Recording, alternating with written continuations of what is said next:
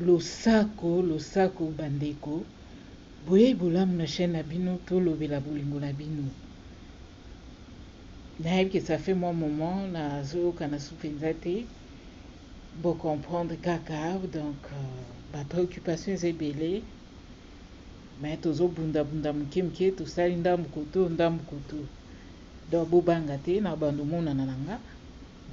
de temps en temps mpe na bando bunga donc c'est pas grave ba vidéo toandocha toujours en ligne.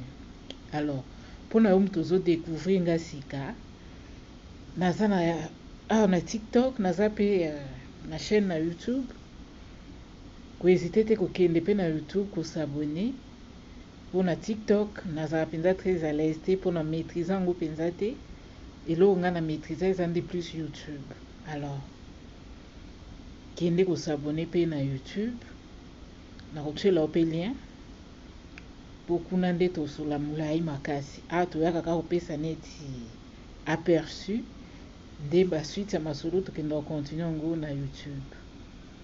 Alors lelo tokolobela nini? Lelo napensaki nalobela sourire ya mwasi na kati ya relation to pe na kati ya libala, po na remarqué à part expérience onga mona naza nango na nde na observa pe na société na remarka mingi bapapa mingi omona apréféraka koke kosolola na basi libanda sous prétexte que mwasi na ye na ndako asalaka nini te, sous prétexte que mwasi na ye na ndako apesaka mpenza sourire mpenza te. Yango na nga nabeta nonse te na point wana. Bon, papa olingi mwasi na wapesa sourire ka nde naloba toujours na kati ya relation esengeli moto na moto atia liboko. Eza kwa biloko tozolamba po tolia. Papa peut-être yo moto kopesa mbongo po mama ke wenze akolamba po bolia, donc faut toujours kotiaka liboko na likambo po epesa bien. Relation eza lokola téléphone toloba kaka. Na téléphone nene eza na ba application. Sikoyo na kati ya relation pe eza pe ndenge moko. Ba application nde yango tokobenga lokola bizaleli, ndenge ozala na moninga. Sikoyo papa yo so olingi sourire, il faut okende na application wana ya sourire ya bolingo na bino o activer yango. Qu'est-ce que na ina loba par là? Yo nde okoki kosala de sorte que mwasi na agardaka toujours sourire par rapport à comportement oyo ozomanifeste vis-à-vis na ye. Po so yo ozoezala nene sengo akozala pe facilement na sourire, mais soki oza wana kaka kokritike kaka oencourageaka ye te, opesaki bacompliment te, bacompliment na boye te ke ezala de deux côtés. Papa fa pesa compliment pa mama, mama pa fa pesa compliment pa papa po epesa moninga pe esengo na motema. Boyo siko yo osalaka effort te po oactive sourire wana, okomona ngo ndenge nini. Soki yo tout le temps mosala na oka kojuge mwasi yango, mosala na oka kokritike ye, mosala na oka kogangele na miso ya batu, comment okozwa sourire ya mwasi ya bongo? Après komona mwasi ya bongo peut-être na niveau mosala place asalaka aza toujours na sourire. Pourquoi? Po batu oyo aza en contact na bango batiaka nakoloba ni baactivaka application wana ya sourire pa mwasi oyo yo, tandis que yo mutu kutu bala ye oza incapable ya koactive sourire wana. Yango mona bamama misusu omona soki aza na ndako aza comme na mwa laisser aller mo boye, azomikipe mpenza te azwa soin na ye vraiment makasi po aremarke ke ata na mibongisi nazwi soin yango nayoka ata compliment te, donc c'est comme si de rien n'était. Bon yango epe ezodécourage nango ye. Mais soki so moto abongo alingi abima akende place oyo baactivaka sourire na ye, mais akobongisa penza omona mama abongami bien se maquiller ase parfumé po ayebi nazobima kote na okende na kozanga ozwa compliment te yango omonaka bamama mosusu base deviaka omona mama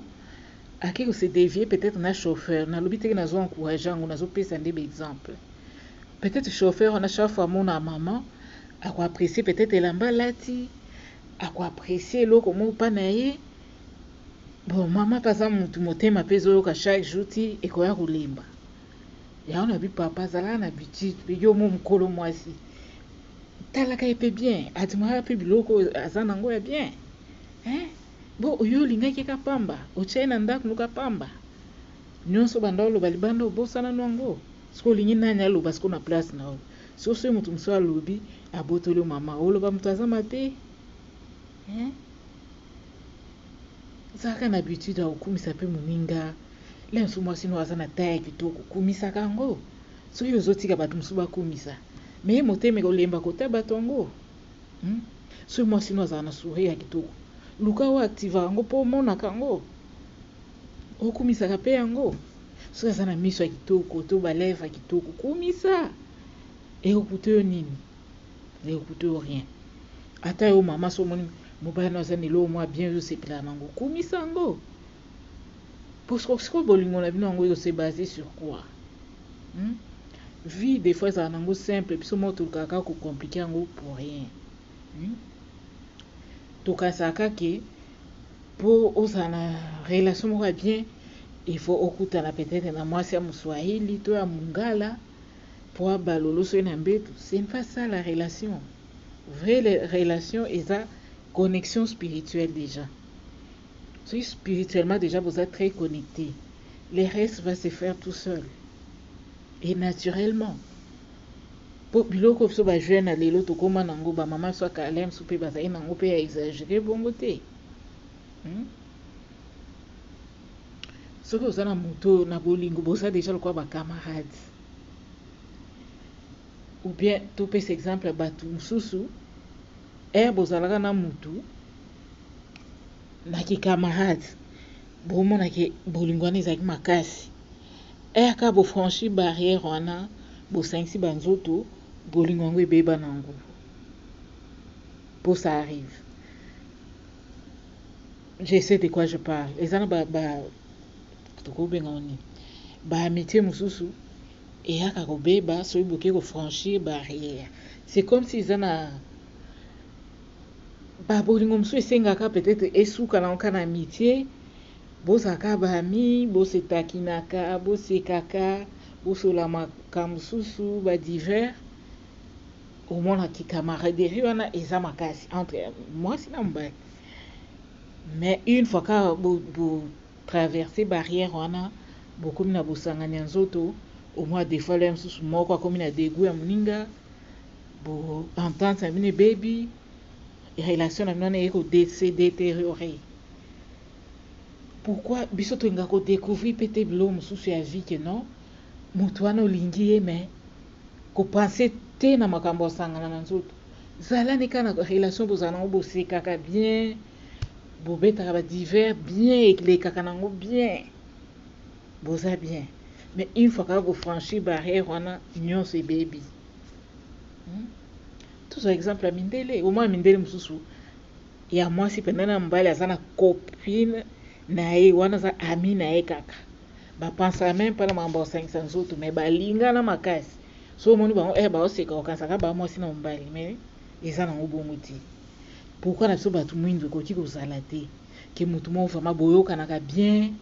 boyebisanaka mpe basekret motu mpe akendaka kodevoile sekret moninga aza te boza mpena na relation moko ya kitoko soki nazokosa boya kopesa témoignage motu moko te asa vivre relation ke ntango bazalaki na cadre ya amitié ezalaki très bien très fort très puissant eka bafranchir barrière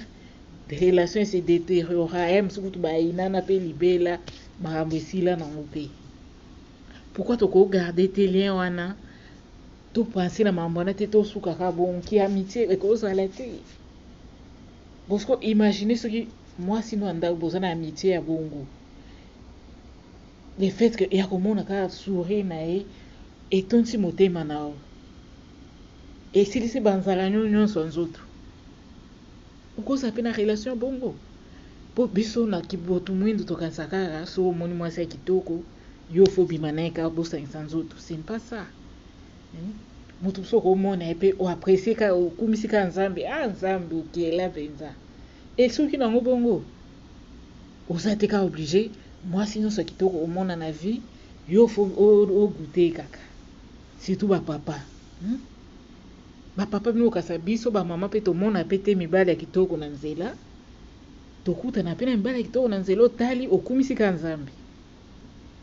omilobi ke ngai nazali na mutu nakopanse na ye te me bapapa so amoni ka mwasi ya kitoko bekela mwa kitoko ye fo akende komeka kaka nini eyebisa soki mwasi nyonso lokwa aza mwasi ka aza la porte ya mobali nyonso. Des fois c'est pas le cas. Donc biloko mosusu soki sango kaka na amitié mpo relation wana eza kitoko ekontinue kozala kitoko kogashe la magie oyo eza entre yo na camarade no ya mwasi te mpo biloko mosusu eyaka kogashe magie oyo bozalaki nango eye kogashe tu wana apesaki ka exemple mpo bomona à quel point koyokana nano na ki amitié ndenge ezala makasi ezala puissant siko so otia yango na kati ya relation na yo na kati ya libala na yo ke mwasi na yo wana opansaka nika po te po bobota to bosanganaka chaque jour mais des fois olinga oza bofandi na mbetu bozotala na bobeta masolo lokwa bana mike bozoseka wana mpe erenforcaka union ya bato po eza na bato mosusu bobalana mais so bayesi bino bopesa bamoment fort ya relation na bino omona des fois peut-être eza kutu te ou bien eza peut-être ka moko mais oyoka bato babeta 30 ans ensemble baza na bon souvenir ka moko pamba babon souvenir bakreya yango ezala kwa niti kosolola ka kitoko bozosela moninga azoseka sourire na ye mpenza ebimi to rire na ye mpenza ebimi na lisolo mo boseki eleki nango mpe relation eza kaka nzoto te relation eza mpe spirituelle eza mpe moral kobongisa moral ya moninga kosalemwa basurprise basala mwasi te kapa osi obota to mpo eza anniversaire na ye non jour mosuku ayo mpo olamuki olobi ka bon lelo na osepelisa mwasi na nga par exemple osali surprise mo oyo mo oyebi ebi elo nini alingaka osali surprise ça ne coûte rien eza une façon de créer basouvenir ya omona bapapa mosusu omona bazali na mwasi na ye bolingo na bango ezali tellement intense ezali ka physique te ezali mpe spirituel mpo so bana connexion spirituelle babolinga bongo omona ti bokufi boke kolingana su na une vie mosusu mpo connexion ezali déjà ti spirituelle omona mama bongo so aperde moto abongo mpo abala liso ekomi problème akomi koshéri ka basouvenir oyo moninga atikela ye mais soki yo papa ovanda na mwasi noka neti soda ka koganga kosilika yo soko okufi me mama wana osata une année te asi azwi moto mosusu mpo aza ata na souvenir moko ya oshérir te moto abongo yesanga asika aumela mpo azwa moto mosusu aumela te eza na bamama mosusu akufela mobali peut-être na 30 mobali akufi ye azali na ata na ba 32 ans par exemple ti ake koma na ba 60 atikali obala su te azoshérir ka basouvenir wana mais bapapa misusu so okufi par exemple na janvier octobre mwasi asazuni moto mosusu mpona nini mpo aza ta na eloko mo ezoinkete na motema te ke apense eloko abolamu osala ye au contraire kutu azopense ka biloko banda opeseka bakanda amoni kutu on dirait un bon débarras tosala effort na barelation zala na relation oyo ntango mosusu tobanda okola eza na barelation mosusu ozotala ezopesa na posa yo ozala na relation malgré yo age nano ekoki te mais le fait kaka omona façon bato wana bazose comporter l'un vers l'autre epesi yo na posa mais barelation ya biso ya lelo ekoma kopesa dégoût olie epesa goût et comment on peut ça dégoûter les cas le vicia mam na vanda na anga moko est-ce que tozo ça la bien non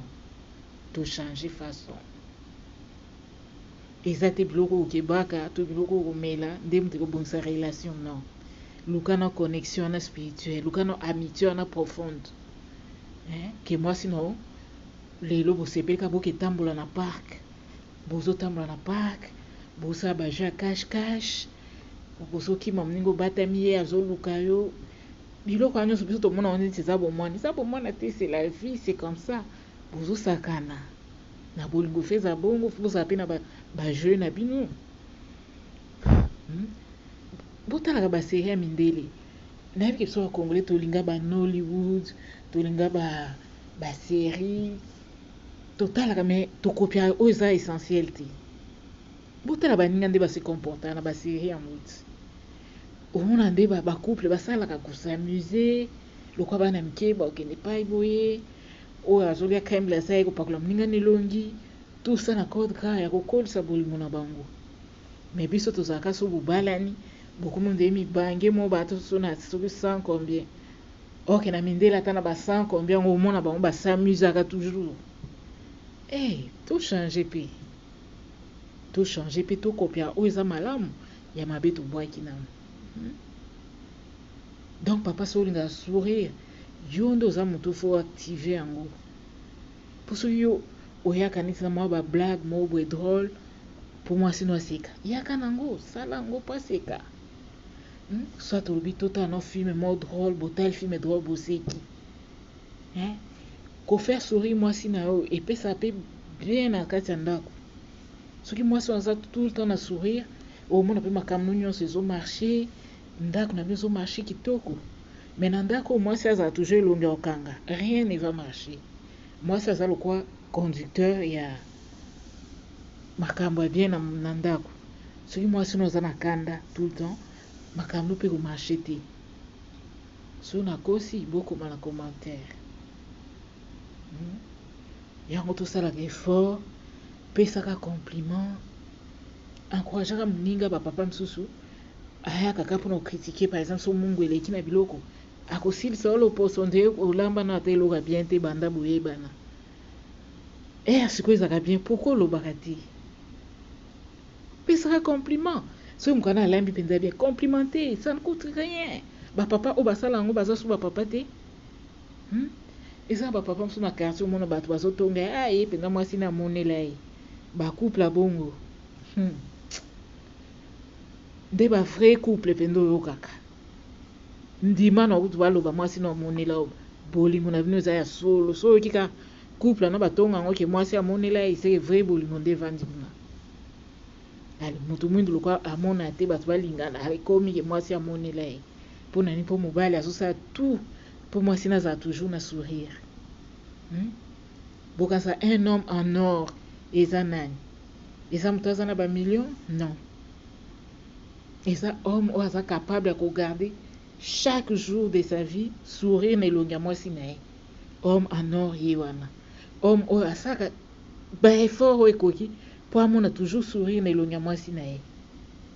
wana nde un homme en or mpo alingi omona mpasi te alingi elongi no enuna te ezalaka na sourire mpo elongi ezala na sourire tous les jours mpo enuna mpe eza mpasi mpo sourire wana akendaka mpe korajeunir mais elongi oyo akokanga omona obimi baligne 11 déjà na elongi avant mpo elongi ezalaka ya kokanga mais elongi oyo ezala na sourire omona mabunzi ezokweya te mpo ezoseka tout le temps eza exercice mobimba nalinginaki molai te bapapa bamama ndambo na ngai na partage na bino na pokwa lelo yango wana botya yango na application bokoya kopesa ngai raison kolinga te bazwa mama pa chauffeur kolinga te bazwa mama pa domestique mpo ye ayebi ndenge akozala na mwasi ye ayebi ndenge akoloba na mwasi ye ayebi ndenge koarrache sourire na elongi ya mwasi des fois bopesaka mama torte oyo aza mobulu abimi na chauffeur abimi na domestique nde moto ayebi osala yo oyebi te voilà namoni mpona lelo tosuka wana nde tokutani mbala nsima Merci pour l'écoute. Tcha like, partager, s'abonner. À la plus.